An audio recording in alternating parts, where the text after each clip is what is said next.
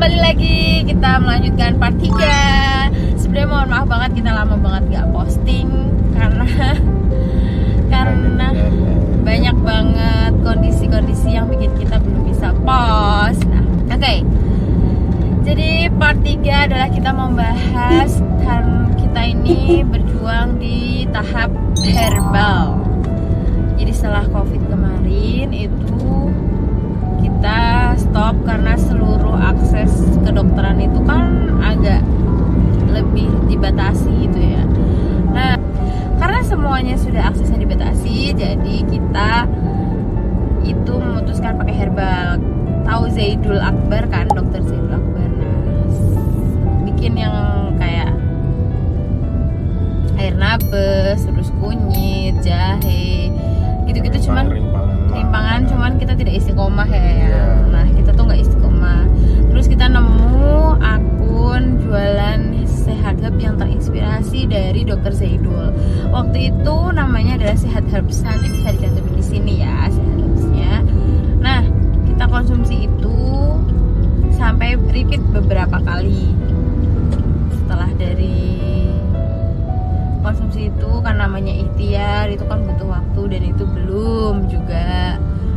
Nah, kita punya teman yang seperjuangan juga, dia nyoba lewat alternatif yang ada di sekitaran Godean. Akhirnya kita mencoba juga gitu ya. Kita coba juga dan di situ kita sudah beberapa kali juga prosesnya, tahapannya. Karena sebuah tahapan alternatif tuh nggak bisa sekali datang terus sudah ya. Jadi sekali datang, nanti kalau haid lagi, balik lagi, harus continuous. Jadi ada apa balik lagi, ada beberapa kali harus balik lagi. Sama sih sebenarnya kayak ke dokter gitu, cuma ini tuh alternatif. Waktu itu tuh kita sempat nyari ginseng juga gitu ya, yang dikasih ramuan. Ginseng merah dikasih ramuan juga sih setiap kita ke alternatif itu, kayak jamu-jamuan gitu. Terus yang paling susah tuh waktu itu kita nyari ginseng merah ya, yang kapsul ginseng merah gitu. Akhirnya kita dapat lewat bapaknya juga. Nah, terus part paling aku yang tidak tega sekali di alternatif yang di Godean ini, itu tuh Mas Haji tuh sampai dilulurin jahe di stagennya. Jadi kita tuh disuruh bawa stagen. Stagen itu, seluruh stagen itu dikasih jahe, terus dikasih ke ini perut bagian bawah gitu ya. Iya, dekat reproduksi gitu lah. Dekat organ vital gitu, dibalur sama jahe dan itu harus 24 jam ya. 24 jam. Dan itu kan panas banget gitu. Bayangin dong, itu jahe panasnya kayak apa, seluruh jahe, seluruh stagen dibalurin jahe. Mas Haji itu sampai tidurnya di lantai karena saking panasnya dia nggak kuat, dan karena waktu itu kodono kita belum punya AC ya. Jadi tidurnya di lantai dia. Aku nemenin dia juga tidur di lantai tapi aku di kasur. Kemudian lama-lama nih, ini adalah pendapat pribadi aku dan disclaimer dulu, kalau misalkan ada yang sepakat dengan alternatif ya monggo aja, tidak apa-apa. Tapi kalau di aku pribadi, alternatif yang ini itu tidak rekomen. Kenapa? Karena tidak cocok dengan hati aja gitu. Dari sisi kita sih mikirnya ini agama ya. Dari sisi agama kok kayaknya oh enggak, ini enggak srek gitu. Lama kelamaan ya setelah berulang-ulang gitu. Udah dari situ kita juga dikasih pantangan nih, nggak boleh makan ini gitu. Kayak ada nggak boleh makan, jangan terong, nangka, sayur nangka, terus apa ya, udah lupa sih soalnya kita nggak begitu aware banget. Nah, habis itu setelah dari situ kita sempat juga nyoba pijat lagi ya. Pijat lagi itu di deket rumah Kulon Progo, jadi deket rumahku itu di sana dari bapak ibu. Karena kalau ditanya sudah punya anak belum, itu kan tidak hanya di kita ya, orang tua kita juga udah tanya, iya kok urung duwe putu di bahasa Jawa. Gimana kok belum punya cucu gitu. Akhirnya dikasih saran, ini loh pijat kesini pijatnya. Nah, oke lah kita memutuskan pijat ke dekat rumah. Itu ada. Sempat bolak-balik juga beberapa kali. Dan ternyata qadarullah belum juga. Tapi setiap ke alternatif, ini di alternatif tuh kalau yang di dekat rumah ini bilang, oh enggak kok, kalau Mas Haji ini ada kok spermanya, bisa proses hamil tuh bisa gitu. Meskipun hasilnya di medis tuh azo, tapi di alternatif bisa kok, ini bisa. Makanya kita semangat ya waktu itu ya. Tapi qadarullah belum juga gitu. Si pijetnya ini, mbah yang pijet ini udah, aku ini keimpi ada anak kecil laki-laki, arahnya ke sana, arahnya tuh ke rumahku gitu, dia jalannya tuh arahnya ke rumahku. Wah, ini semoga aja tuh rezekimu gitu bilangnya. Wah, kita sudah agak ya Allah seneng kayaknya gitu. Tapi kita juga udah nggak boleh terlalu berharap sama omongan gitu. Kita harus tetap berharapnya sama yang di atas. Oh iya, tahu nggak waktu di sana itu udah jelas nih ya, waktu di medis tuh yang kendala adalah Mas. Tapi yang di sana yang dicekokin habis-habisan aku. Ini ya sih makan telur mentah. Ya Allah, makan telur mentah aku. Kan kesehatan. Iya sih, sehat sih. Cuman kan tidak terbiasa makan telur mentah ya. Aduh, sampai dibuatin adonan sama apa ya waktu itu tuh yang Ramuan kunyit apa ya? Aduh, rempah apa gitu lupa kunyit gitu. Muda atau kunir Kunyit putih apa ya? Iya, kunyit putih. Apa ya? Kunyit putih. Nah, itu diperes terus nanti dicampur Parut. dicampur sama telur beberapa kali gitu. Tahu nggak guys? Setiap Mas, kan aku udah nggak kuat dengan aromanya ya, kan harus konsumsi itu sering gitu.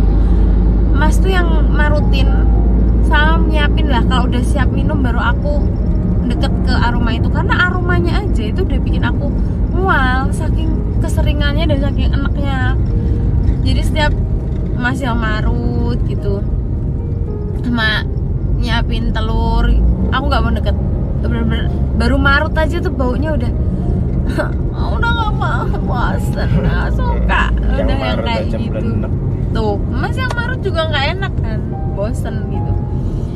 Nah habis itu udah nih kita tuntaskan. Terus akhirnya setelah konsumsi itu kita balik ke sana, katanya sudah oke. Udah sampai situ ternyata belum berhasil lagi.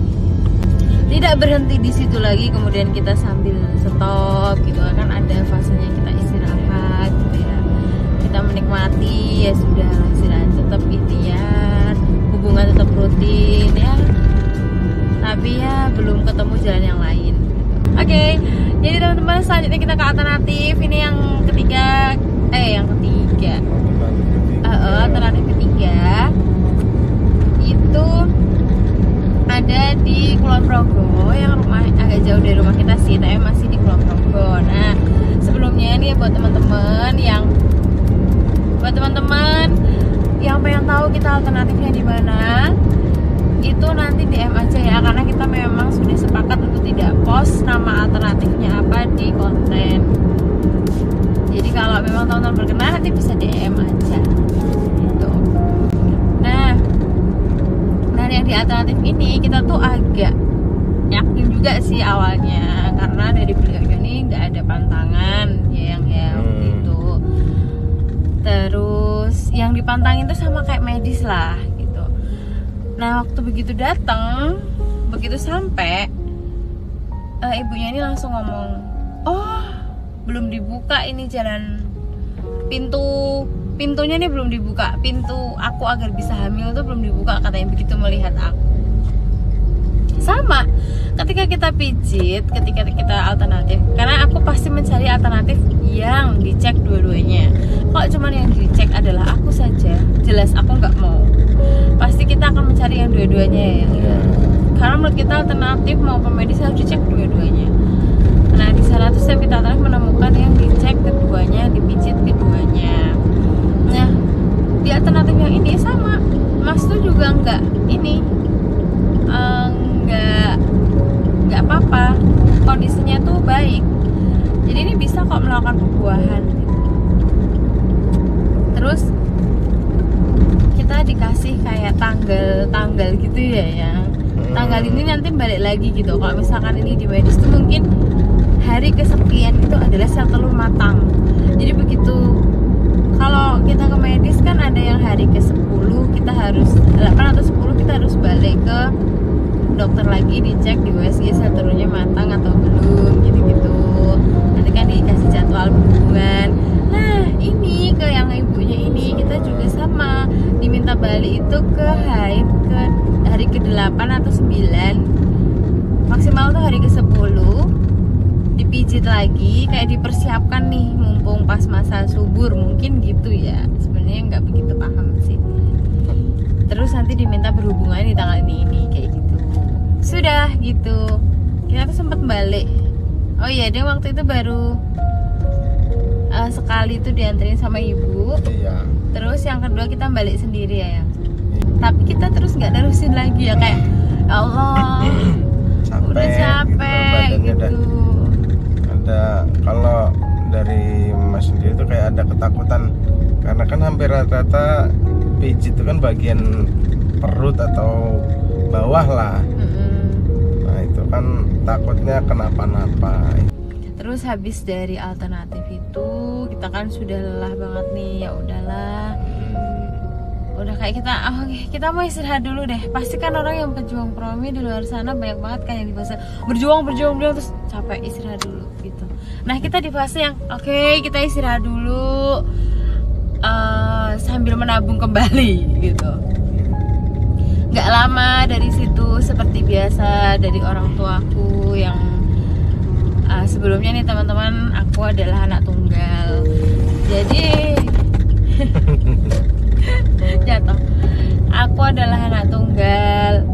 Jadi banyak banget tetanggaku atau mungkin rekan-rekan bapak ibuku yang menanyakan kenapa belum punya anak gitu. Kayaknya lebih tertekan orang tua aku daripada aku. Daripada kita ya, yang karena kita berada di lingkungan yang tidak banyak yang nanya kayak gitu. Dan memang kita juga sangat membatasi sih waktu itu karena kita belum siap untuk bercerita. Nah, setelah itu kita itu akhirnya kembali lagi ke medis. Ya udahlah kita coba cek aja. Kita udah kesana kesini, udah berusaha konsumsi ini itu, terus belum berhasil. Oh ya kita sempat terapi jeruk nipis juga gitu. Yang tahu terapi jeruk nipis tuh cari yang 1 hari sampai berapa hari berlipat-lipat jumlah jeruk nipisnya tuh udah pernah juga.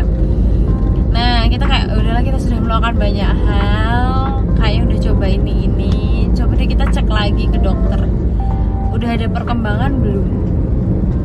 Kayak misalnya zuriat, bubuk gitu-gitu. Pokoknya semua yang gitu-gitu udah kita sampai lupa lah udah nyoba apa aja.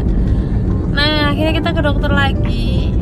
Salah satu supportnya adalah dari bapak yang sangat mengejar-ngejar untuk ibu juga, yang sangat mengejar cepetan mumpung masih muda. Kita ke dokter lagi, kita tes analisis sperma lagi. Sebelumnya kita analisis spermanya mandiri sih, nggak pakai rujukan dokter karena kita udah hafal harus hari keberapa. Jadi kita analisis dulu, habis dapat hasil analisisnya baru kita ke dokter. Waktu itu kita di PKU Muhammadiyah dengan Prof Diki. Karena dokter kita kan waktu dulu dari awal dokter Diki ya. Nah, terus kita pengennya sama beliau lagi. Ya udah kita ke PKU bawa hasil analisis sperma terbaru.